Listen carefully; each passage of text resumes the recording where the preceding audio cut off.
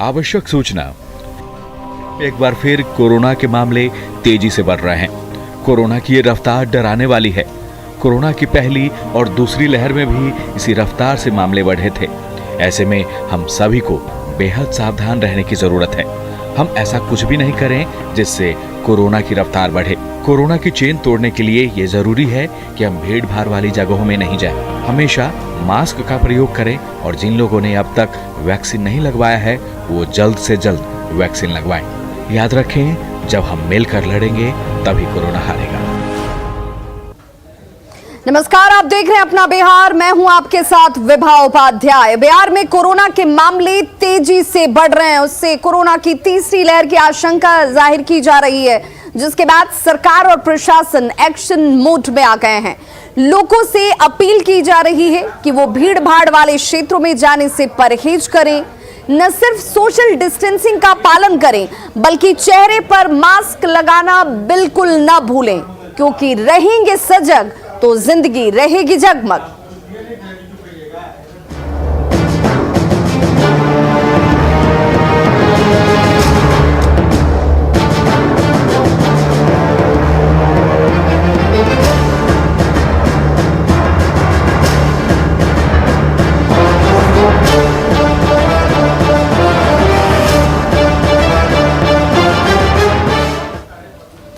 तो बिहार में भी कोरोना के नए वेरिएंट यानी कि ओमिक्रॉन ने दस्तक दे दी है। पटना के किदवईपुरी में ओमिक्रॉन का पहला मरीज मिला है। जो व्यक्ति ओमिक्रॉन से संक्रमित हुआ है, विदेश से आए अपने भाई से मिलने के लिए यह शख्स दिल्ली गया हुआ था और ओमिक्रॉन का शिकार हो बैठा है। ओमिक्रॉन का मरीज मिलने के बाद आज से कॉन्ट्रैक्ट ट्रेसिंग का काम शुरू किया जाएगा। वैसे देश के 22वें राज्य में ओमिक्रॉन के केस अब तक मिल चुके हैं। बिहार में कोरोना की रफ्तार बेहद तेज बताई जा रही है। 5 दिनों में 310 नए मामले सामने आ चुके हैं। कल सबसे ज्यादा 132 मरीज मिले और इसलिए सावधानी इस वक्त सबसे ज्यादा जरूरी है। अगर आप पार्टी करने की सोच रहे हैं तो सावधान हो जाएं, इससे कोरोना आ सकता है, क्योंकि कोरोना से बचने के लिए सोशल डिस्टेंसिंग का पालन बेहद जरूरी है। मास्क का इस्तेमाल करिए। वैक्सीन अगर अभी तक आपने नहीं लगवाई है तो वैक्सीन जल्द से जल्द लगवाएं।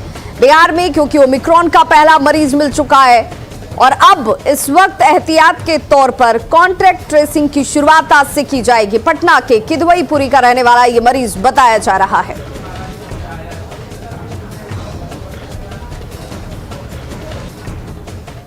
तो बिहार में पहला ओमिक्रॉन का केस मिला और उसके साथ ही बिहार 23वां राज्य बन चुका है जहां पर ओमिक्रॉन के मामले सामने आ चुके हैं। पिछले 5 दिनों पर ग्राफिक्स के जरिए आप जरा नजर डालिए कि बिहार में कैसे लगातार दिन ब दिन केसेस जो हैं वो बढ़ते जा रहे हैं और अब तक कितने मरीज सामने आ चुके हैं। 26 दिसंबर जहां पर कोरोना संक्रमितों की संख्या 28 सामने आई थी, 27 दिसंबर को यह संख्या 26 के तौर पर सामने दिखी, लेकिन 28 दिसंबर को ये सीधा दोगुना हो जाता है, 47 केसेस आ जाते हैं। 29 दिसंबर 77 केसेस कोरोना पॉजिटिव के और वहीं 30 दिसंबर आते आते 132 केसेस सामने हैं। यानी आपकी सावधानी और सजगता ही आपको सुरक्षित रख सकती है। इस वक्त बहुत जरूरी है कि आप कोरोना प्रोटोकॉल का पालन करें, मास्क का इस्तेमाल करें।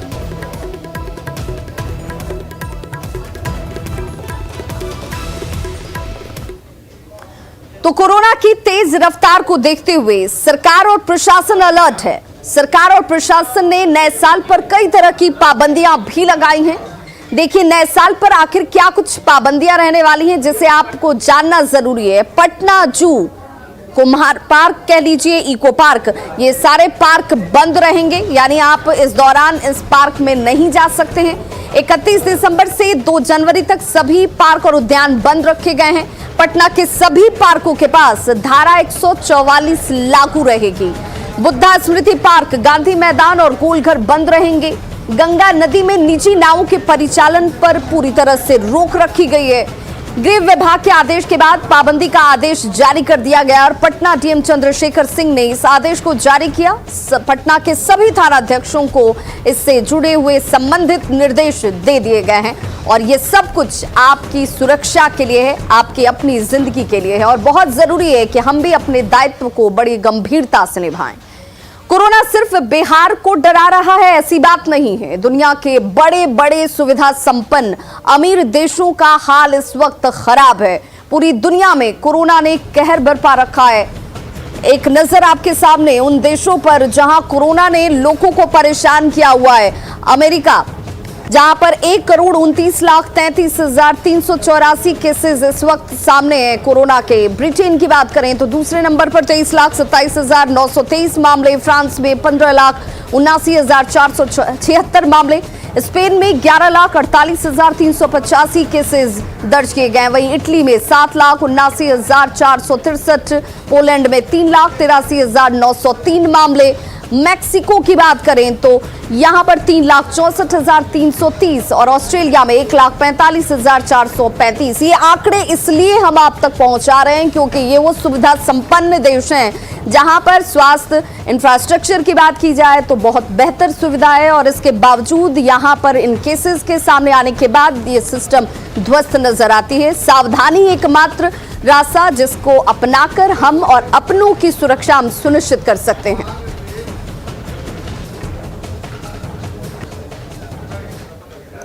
तो ये दुनिया के विकसित देश हैं, यहां तमाम तरह की सुविधाएं जो हैं स्वास्थ्य से जुड़ी हुई मौजूद हैं, लेकिन ये भी कोरोना का मुकाबला नहीं कर पा रहे। यहां अगर कोरोना का ये हाल है तो जरा अंदाजा लगाइए कि अगर यही हाल हमारे देश का हो गया तो फिर क्या स्थिति हो सकती है। विकसित देशों के मुकाबले हमारे यहाँ स्वास्थ्य सुविधाएं बेहद कम हैं और ऐसे में हम कोरोना का मुकाबला नहीं कर पाएंगे। जरूरी ये है कि कोरोना को हम सबको गंभीरता से लेना है, हमें सावधानी बरतनी है, अपने हाथों को लगातार साफ करते रहें, साबुन से बार बार हाथ धोएं, सोशल डिस्टेंसिंग का पालन करें, हमेशा चेहरे पर मास्क लगाकर रखें, बिना जरूरी भीड़ भाड़ वाली जगहों पर जाने से परहेज करें, सामाजिक, राजनीतिक, धार्मिक या फिर सांस्कृतिक किसी भी तरह के आयोजन में जाने से इस वक्त परहेज करना जरूरी है। याद रखें, अगर मिलकर लड़ाई लड़ेंगे तो कोरोना भागेगा और जरूर हारेगा।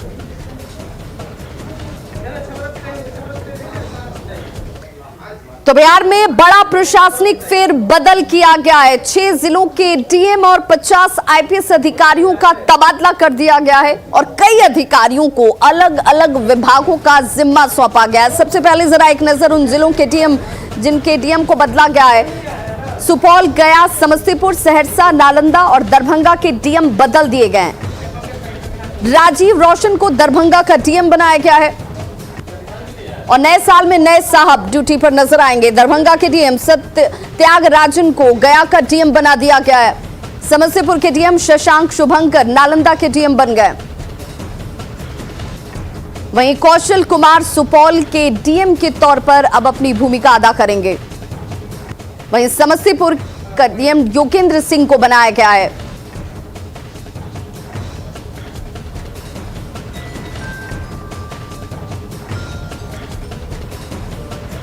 तो आईएएस के साथ 50 आईपीएस अधिकारियों के भी तबादले किए गए हैं। Sanjay Singh ADJ law and order बनाए गए हैं। बिहार में बड़ा प्रशासनिक फेरबदल। राकेश राठी पटना सेंट्रल जेल के आईजी बनाए गए हैं। पंकज सिन्हा को तिरहुत का आईजी बनाया गया है। विनय कुमार को आईजी मुख्यालय की जिम्मेदारी दी गई है। शिवदीप लांडे कोसी के डीआईजी बनाए गए हैं। उपेंद्र शर्मा की बात करें तो उन्हें शाहाबाद के डीआईजी की भूमिका दी गई है। P Kannan DIG special branch बनाए गए हैं। वहीं पटना एसटीएफ की डीआईजी बनाई गई है। किम विकास वर्मन को डीआईजी एडमिनिस्ट्रेशन बनाया गया है।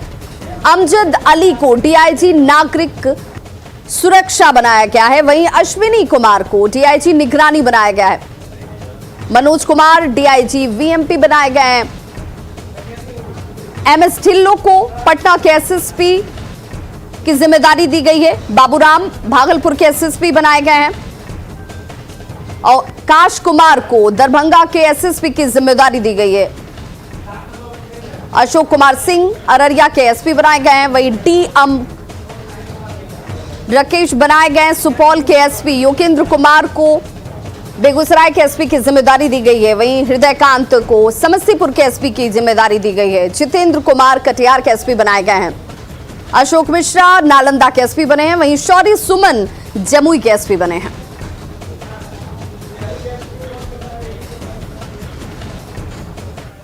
तो नए साल में बिहार में बड़ा प्रशासनिक फेरबदल देखने को मिल रहा है। मुख्य सचिव से लेकर पटना एसएसपी, 2 सिटी एसपी बदल दिए गए हैं और इतना ही नहीं, 50 आईपीएस अधिकारी और 21 आईएएस अधिकारियों का तबादला भी सरकार ने कर दिया है। अगले 1-2 दिन में सभी अधिकारी अपने अपने पद पर पदस्थापित हो जाएंगे। और इधर नवनियुक्त मुख्य सचिव आमिर सुबहानी के संदर्भ में जो जानकारी मिल रही है, वो अगले सप्ताह बिहार के तमाम जिलों के डीएम, एसपी समेत अन्य शीर्ष अधिकारियों के साथ एक अहम बैठक करने जा रहे हैं और सरकार की नीतियों को मजबूती से लागू करने पर रणनीति बनाई जाएगी। पटना मुख्य सचिवालय से जानकारी दे रहे हैं संवाददाता अमित कुमार। गुरुवार की शाम बिहार में बड़े स्तर पे प्रशासनिक अमले में फेरबदल की गई है। प्रशासनिक गलियारे की अगर हम बात करें तो मुख्य सचिव से लेकर के कई जिले के डीएम, एसपी का तबादला कर दिया गया। इसकी अधिसूचना भी जारी कर दी गई है और अब नए साल में जो है बिहार के प्रशासनिक अगर गलियारे की हम बात करें तो पूरे तौर पे कह सकते हैं कि बदला हुआ चेहरा नजर आएगा। मुख्य सचिव जो हैं आमिर सुबहानी वो पदभार ग्रहण करेंगे। इसके साथ साथ पटना में जो है एसएसपी के तौर पे मनोजीत सिंह ढिल्लो जो है वो पदभार ग्रहण करेंगे। आईजीबी जो है पटना के बदल दिए गए हैं। 2 नगर पुलिस अधीक्षक पटना के बदले गए हैं। इसके साथ साथ कटिहार की बात करें, भागलपुर की, दरभंगा की, किशनगंज की, तो कई ऐसे जिले हैं जहां पे प्रशासनिक अमले में फेरबदल की गई है और कह सकते हैं कि जो विधि व्यवस्था जो है वो बनी रहे, इसको लेकर के जो प्रभुत्व अधिकारी हैं उन्हें उन जिलों की कमान सौंपी गई है। खासतौर पे आईपीएस स्तर की बात करें तो आईपीएस स्तर में बड़े स्केल में जो है बदलाव किए गए हैं। 50 आईपीएस अधिकारियों का जो है वो तबादला किया गया है और इसकी सूची जो है वो सरकार जारी कर दी है और साथ ही साथ 21 आईएएस अधिकारियों का भी तबादला किया गया है, जिसमें सबसे बड़ा नाम जिसकी चर्चा हमने की कि मुख्य सचिव का जो अब कमान है, पदभार जो है वो आमिर सुबहानी संभालेंगे। लंबे समय तक आमिर सुबहानी जो है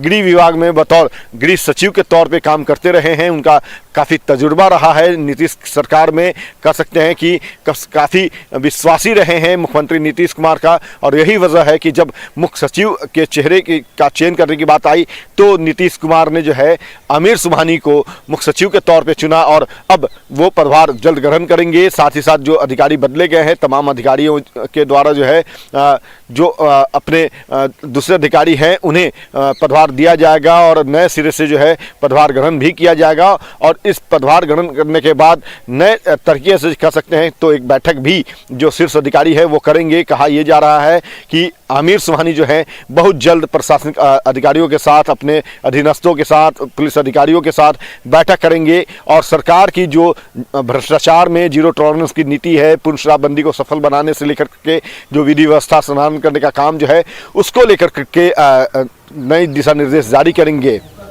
अमित कुमार, न्यूज 18 पटना। सीतामढ़ी में जिला प्रशासन की ओर से अस्थायी आश्रय केंद्र का निर्माण कराया गया है। इसमें जरूरतमंद लोग ठंड से बचने के लिए पहुंच रहे हैं। आश्रय स्थल का जायजा लिया संवाददाता राकेश रंजन ने। मैं इस वक्त मौजूद हूं सीतामढ़ी रेलवे स्टेशन पर और रेलवे स्टेशन पर प्रशासन और सरकार की एक बेहतर व्यवस्था का आपको मंजर दिखाने की कोशिश करता हूं कि यहां पर प्रशासन और सरकार के द्वारा अस्थायी आश्रय केंद्र का निर्माण किया गया है। जिस अस्थायी आश्रय केंद्र में गरीब तबके के जो लोग हैं वो अपना रात गुजारते हैं। यहां पर प्रशासन के द्वारा बिछावन, कंबल और तकिए का इंतजाम किया गया है। रोशनी की यहां पर व्यवस्था की गई है और इतना ही नहीं, पेयजल भी यहाँ उपलब्ध कराया गया है। और आप तस्वीर देख सकते हैं, जो गरीब तबके के लोग हैं, जो जरूरतमंद लोग हैं, वो यहाँ आकर रह रहे हैं और यहाँ पर अपना रात गुजारते हैं। और जो कपकपा देने वाली ठंड का ये जो मौसम चल रहा है, उस परिस्थिति में यहाँ के लोग जिनके पास रहने के लिए कुछ नहीं है, कोई आशियाना नहीं है, वैसे लोग यहाँ आकर रह रहे हैं और रात गुजारने का काम करते हैं। तो ये एक बेहतर व्यवस्था कहा जा सकता है सरकार के द्वारा, क्योंकि यहाँ पर रहने वाले लोगों के पास ना आशियाना है और ना ही जाने के लिए, ठहरने के लिए कोई दूसरा विकल्प है। तो ऐसी परिस्थिति में यहाँ के लोग के लिए यह काफी फायदेमंद साबित हो रहा है। एक दिन से यहाँ पर पूरे बरसात का मौसम चल रहा है और रुक रुक कर बारिश हो रही है। ऐसी परिस्थिति में जो सर्दी का जो मौसम है वह हर मांस को कपकपा देने वाली मौसम साबित हो रहा है। हाँ सोते तो है बाबू। सोने का व्यवस्था है? हाँ, हाँ। पहले कहाँ सोती थी? यही जान पटरिये पर। पटरी पर सोती थी? हाँ यहाँ पर सोती है तो आराम से नींद आता है ना? हाँ आते हैं। वो बारिश आ रही है तो थोड़ा दिक्कत है। राकेश रंजन, न्यूज 18 सीतामढ़ी। और अररिया में शीतलहर के बावजूद शहर में अब तक अलाव का इंतजाम नहीं होने से आम लोग परेशान नजर आ रहे हैं। जिलाधिकारी के आदेश के बावजूद शहर के काली मंदिर चौक की बात कर लीजिए, आश्रम चौक, चांदनी चौक, अस्पताल चौक और बस स्टैंड में अब तक किसी तरह का अलाव को लेकर कोई इंतजाम नहीं किया गया है। देखिए हमारे संवाददाता सतीश कुमार की रिपोर्ट।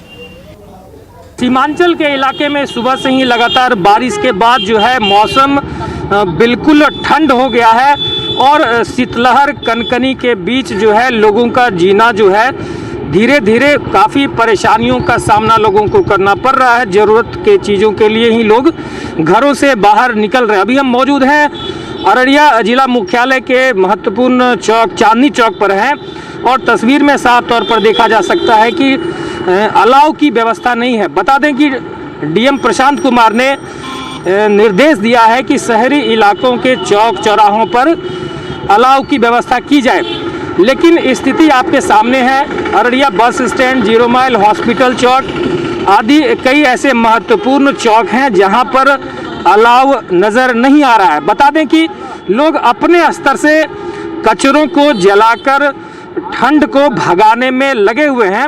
अभी हम चांदनी चौक पर हैं और यहाँ पर कुछ रिक्शा चालक हैं, उनसे जानते हैं कि कैसे जिंदगी कट रही है उनकी। ठंडा तो लग रहा है, हल्का फल्का है। ठंडा हल्का फल्का है। हाँ। अलाव की व्यवस्था जलावे के साल में न जलावन का नहीं है यहाँ, कुछ की व्यवस्था नहीं है। ठंडी बहुत काफ़ी हो रहा है, कोई चीज़ का कारण नहीं है कि कैसे करके आदमी परेशानी में बहुत दूर हो रहा है। कोई व्यवस्था नहीं है सर जी। और जो फुटपाथ पे दुकानदार रहते हैं, प्रशासन के तरफ से बोला जा रहा है कि इसको हटाया जाए। फुटपाथ का गरीब दुकानदार रोज खाने वाला वो कहाँ जाएगा, जिसको माँ बाप नहीं है वो क्या करेगा। सतीश कुमार, न्यूज 18 अररिया। तो खबरों का सिलसिला लगातार जारी है, आप देखते रहिए न्यूज 18 बिहार झारखंड।